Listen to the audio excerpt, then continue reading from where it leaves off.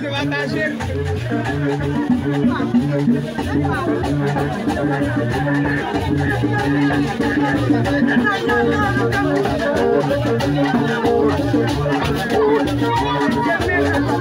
jalan bueno Bapak. Bukan lewat di bawah ini jauh ini.